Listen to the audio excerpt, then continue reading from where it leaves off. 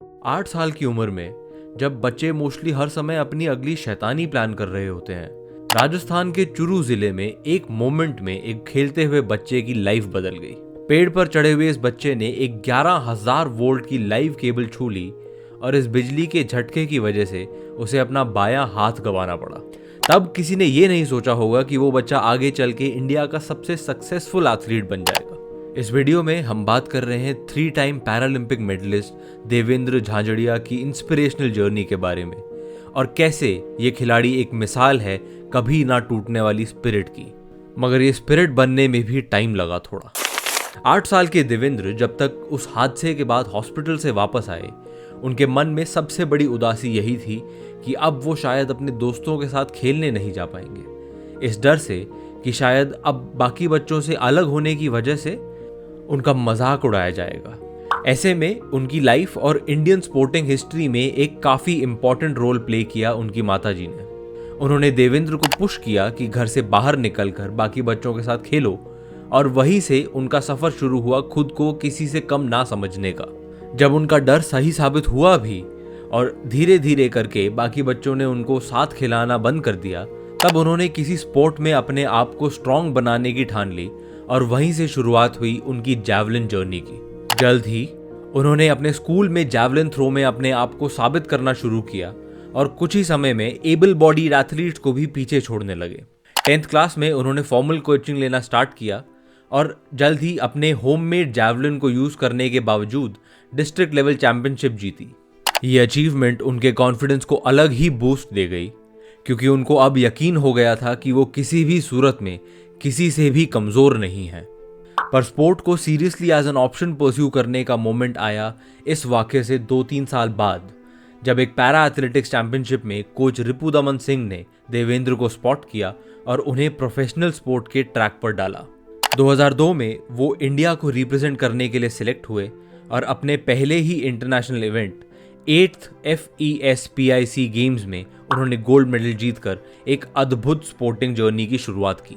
फिर आए 2004 के एथेंस पैरालंपिक गेम्स। इन गेम्स में देवेंद्र झांझड़िया इंडिया के फ्लैग बेयरर थे और बिल्कुल एप्ट फ्लैग बेयरर वाला परफॉर्मेंस दिया अपने इवेंट में। उन्होंने अपने 62.15 मीटर के थ्रो से एक नया वर्ल्ड रिकॉर्ड सेट किया और गोल्ड मेडल अपने नाम किया। ऐसा करने में वो इंडिया के सिर्फ दूसरे पैरालंपिक गोल्ड मेडलिस्ट बने। उनके एक्सेप्शनल परफॉर्मेंस के लिए 2004 में उन्हें अर्जुना अवार्ड भी मिला। उसके बाद Asian games, world athletics championships और ऐसे ऑलमोस्ट हर बड़े इंटरनेशनल टूर्नामेंट में उन्होंने मेडल जीते और देश का नाम लगातार ऊंचा करते रहे। 2012 में पहले पैरा एथलीट बने जिन्हें पद्मश्री से नवाजा गया। मगर इस सब के बीच एक डिसअपॉइंटमेंट पनपनी शुरू हो रही थी। एथेंस में गोल्ड जीतने के बाद 2008 और 2012 पैरालंपिक्स में देवेंद्र की कैटेगरी का इवेंट इंक्लूड नहीं किया गया। ऐसे में उनके आसपास के लोगों ने भी कहना शुरू कर दिया कि अब बिगेस्ट स्टेज में इवेंट ही नहीं हो रहा तो स्पोर्ट को कंटिन्यू करने का क्या ही फायदा। पर देवेंद्र झांझड़िया ने और उनकी स्पिरिट ने बचपन से ही कभी ना रुकने, कभी ना टूटने की आदत बना रखी थी। 2016 रियो पैरालंपिक्स में उनका इवेंट वापस आया और ये चैंपियन एथलीट फिर निकल पड़ा दुनिया को साबित करने कि उन्हें रोक पाना मुमकिन नहीं। इन गेम्स में उन्होंने अपना ही पिछला वर्ल्ड रिकॉर्ड तोड़ा, इस बार 63.97 मीटर्स के थ्रो के साथ, और फिर से गोल्ड मेडल जीता। इस अचीवमेंट के साथ वो पहले इंडियन खिलाड़ी बने ओलंपिक्स या पैरालंपिक्स में 2 गोल्ड मेडल जीतने वाले। 35 साल की उम्र में अपना ही 12 साल पुराना वर्ल्ड रिकॉर्ड तोड़ पाना कोई आसान बात नहीं, और यही एक बहुत बड़ा एग्जाम्पल है हम सभी के लिए जो ये सोचकर हार मान लेते हैं कि अब बहुत देर हो गई या अब तो उम्र निकल गई। उनके अचीवमेंट्स के लिए देवेंद्र झांझड़िया को देश का highest sporting honour major Dhyan Chand Khel Ratna award भी मिला 2017 में। यहाँ आता है हम सबके लिए एक और इम्पॉर्टेंट लेसन। 2017 तक आते आते वो 36 साल के थे और इस एज में खिलाड़ी मोस्टली रिटायरमेंट के बारे में सोचना शुरू कर ही देते हैं, स्पेशली अगर इतना कुछ अचीव कर लिया होता है अपने करियर में। मगर देवेंद्र झांझड़िया के बड़े बड़े अचीवमेंट्स उन्हें और आगे पुश करने का ही काम कर रहे थे। उन्होंने अपनी निगाहें टिकाई टोक्यो में होने वाले अगले पैरालंपिक्स पर, और यहीं से शुरू हुआ एक बहुत ही मुश्किल सफर। 2018 में उन्हें एक काफ़ी सीरियस शोल्डर इंजरी हुई, जिसके चलते एक बार को तो उन्होंने भी रिटायरमेंट का सोचा, मगर किसी तरह देवेंद्र ने इस इंजरी को ओवरकम करके 2019 में अपनी तैयारी शुरू करी। फिर आया 2020, जो साल पूरी दुनिया को ही एक स्टैंड स्टिल पर ले आया। देवेंद्र के लिए भी ये साल बहुत ही ज़्यादा मुश्किल रहा। पहले तो ट्रेनिंग सेंटर्स वगैरह बंद होने के चक्कर में उनका इंजरी से रिकवरी का पीरियड इफेक्ट हुआ।